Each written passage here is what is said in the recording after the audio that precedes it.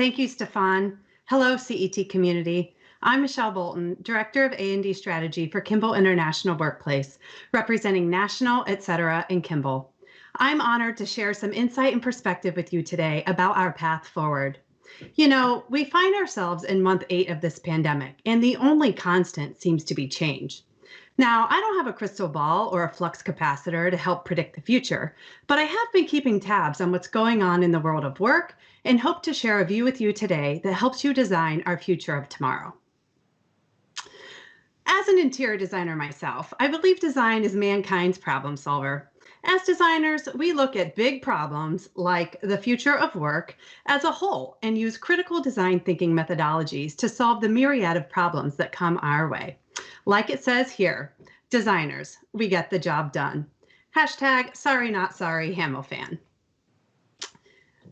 As fellow design thinkers, our goal is to lead with empathy and improve the lives of others. We seek to figure out fresh, creative solutions to problems, but in a way that puts people and their needs first. That's what design thinking is all about. Since kindergarten, we have been taught to deploy the 5 W's of critical problem solving: who, what, when, where, and why. And because design thinking is a dynamic problem solving framework, I want to take a look at these fundamental problem solving questions again, but this time through a COVID era lens to understand the who, what, when, where, and why of work. Not examining these things would imply ignorance and involuntary action as it pertains to designing for the future of work. And as designers, we are anything but ignorant. So let's rework the 5 W's. We will start with the humans who do the work. The COVID-19 pandemic has forced us to work differently and evolve far more quickly in the way we're dealing with people in the workplace. For example, the pandemic has shifted the trajectory of who will be in the workplace for years to come. More workers across all spectrums are finding themselves desiring to be a part of the workforce. Take Gen Z college students, for example. This group finds themselves in a place where their careers are derailed, their finances may be shattered, and social lives upended. Many are having to enter the full-time workforce earlier than expected to help their family income. Many millennials are in the prime season for starting a family. Prior to COVID, some may have chosen to move to a one-income family and have a parent home with the kids.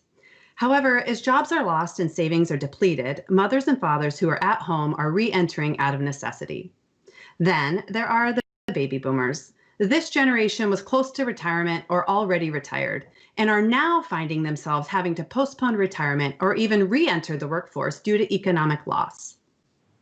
Now, it's nothing new to talk about multiple generations in the workplace, but what is new is the length of time that these people will be working together and how they cope with a COVID world at work that is often virtual and highly digitized.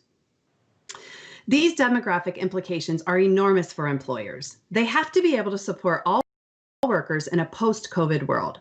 Take a look at some of the differences in these generations, for example.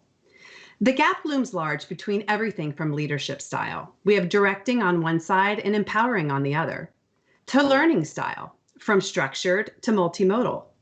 Or how about communication styles? We have the telephone on one end and a whole lot of emojis on the other. And we can't forget about slang terms, from groovy to as if to fashiz to goat. These groups are very different from one another in all the ways shown here, but also in the way that they are affected by COVID. The need for psychological safety and physical wellness in the workplace may be brought to life a little differently when taking all these generational nuances into consideration. In the early days of the pandemic, many employers adopted or promoted programs to support mental health, physical health, social connectivity, collaboration tools, and family care. These programs will need to continue, but may need to evolve to support the challenging demographic state. Now is not the time to let up on this care and compassion for the humans who do the work. And while these issues are serious and need to be considered, there's also a real positive opportunity from this to connect these generations in an intentional way for the betterment of both. Designers can help cultivate places and spaces to support cross-generational mentorships and relationships that will last a lifetime. Moving on, let's examine what kind of work is happening. As the nation starts to recover from massive unemployment rates, the humans we just discussed are looking for jobs in every category there is, whether traditional full-time, secondary part-time, side hustle, or contract work. The economy is reopening and life is slowly getting back on track, but it's not back to normal. High unemployment rates and the need to socially distance will have lasting effects. Experts predict that post-pandemic, these trends will continue as we shift toward a more precarious gig economy that relies heavily on the internet. This new normal may usher in a shift away from solely having a full-time job to more of a world with many side hustles and multiple gigs. How many of you or your friends have Shopify stores, Etsy shops, or farmers market side swaps? Simply put, an influx of holding down multiple jobs is on the rise. And in the case of a labor market that's gone topsy-turvy in recent months, the silver lining that needs to be coming from it is the raw creativity of America's workforce in finding work, even when traditional jobs are hard to come by. As a matter of fact, the US Census is releasing its Q3 2020 business information data tomorrow. Based on the most recent data, people have been getting their startup on. Through the 40th week of 2020, business applications were up a record 40% year over year. It wouldn't be the first time a crisis led to some banger startups. Airbnb and Groupon were founded in 2008, for example. WhatsApp, Uber, Slack, Venmo, and Square all launched in 2009. Many US workers have created what can best be called a side hustle renaissance, with very different types of gigs performed by very different kinds of workers than in years past, resulting in a whole host of peculiar and possibly irregular job types. These pandemicpreneurs are creating COVID-specific jobs like social distance monitors or temperature takers. Or it's getting a little bit more peculiar, and they're becoming pro-survey takers for top brands, specialized deliverers of durian fruit, kombucha, or booze, or charcuterie and cheese board makers. As people keep side hustling, they might find themselves taking clients away from the very businesses they work for in their main hustle. After all, the show must go on for all of us. Next up, When. Now, some of you may know this movie, some of you may not, but this December marks the 40th birthday of the classic 80s office satire movie, 9 to 5. The common 9 to 5 office hours are steeped in tradition and have been part of a professional working lives since the 1920s. But like many other things, this traditional schedule is being pressured.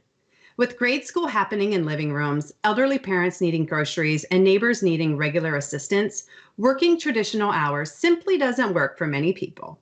Some employees may need to work from 6 a.m. to 10 in the morning and then unplug for family time until their 8 to midnight shift. Plus, pick up a couple hours on the weekend to get the job done. The COVID-19 pandemic has forced enterprises around the world into arrangements that break all kinds of traditional working habits.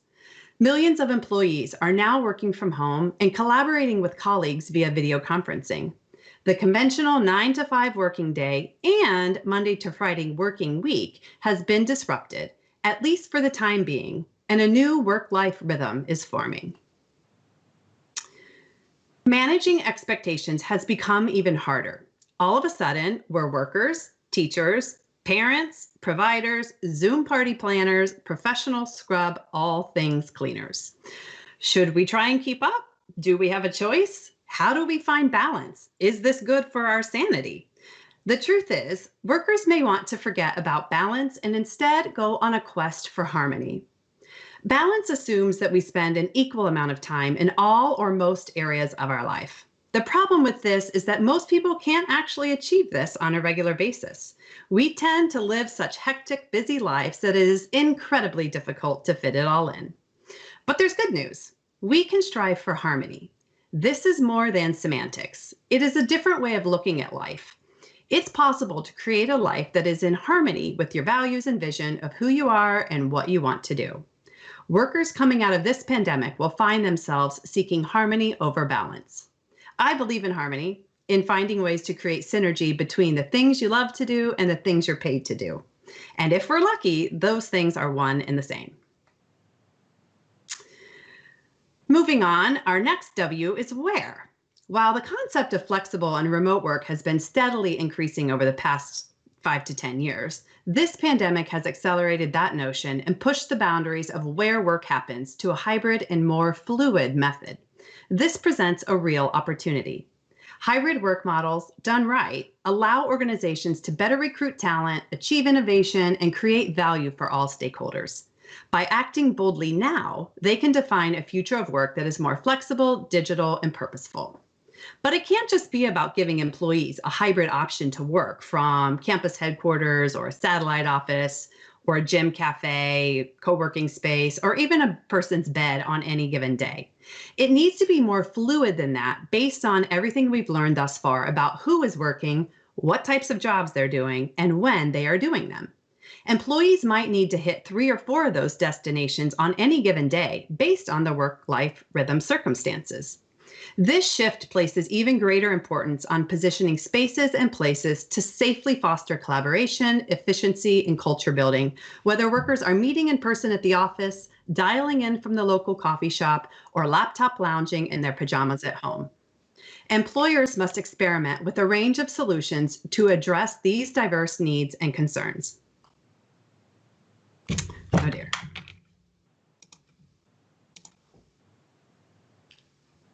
The other change worth mentioning around where people work is the notion that work no longer needs to define where someone lives. Historically, people lived where they lived because it was where they worked.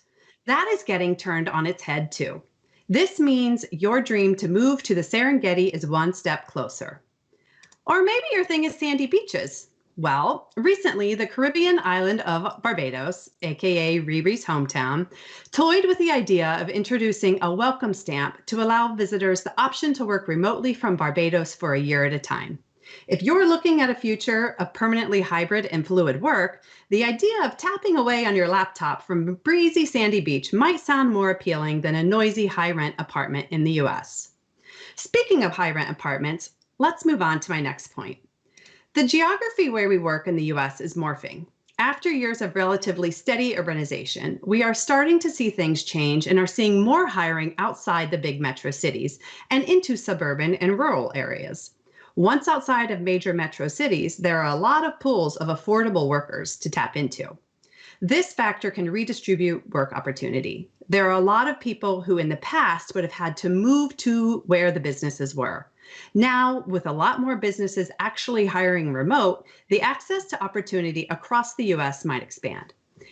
And planting new roots in places like this rural flyover state might be the perfect fit for the most recent tech guru out there. Finally, let's talk about the why. While many Americans complain about their work, they often like doing it for reasons beyond just bringing in money.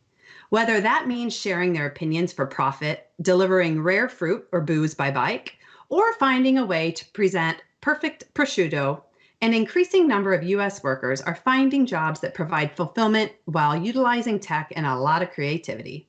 Employee motivation is the level of energy, commitment, and creativity that a company's workers bring to their jobs. While work does blur with life, the expectations we bring to work are more than just a fair day's work for a fair day's pay. It's also about social needs, self-actualization, and the contribution we can make to our community. Employees need a sense of purpose. The emergence of purpose as a driving force is particularly compelling given its overarching impact on all aspects of work and business. Workers today look to have multiple needs met at work. Sure, it's about achieving task outcomes and receiving financial rewards, but it's becoming more about finding social connection, experiencing the richness of inclusivity, participating in a community, demanding social justice, building a team of generosity, or contributing to environmental sustainability. A sense of purpose can help employees navigate high levels of uncertainty and change and ensure that their efforts are aligned with the highest value activities.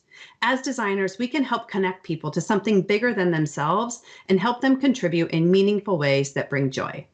Like a whole generation changed after the Great Depression, our behaviors are likely going to change forever from this COVID-19 pandemic.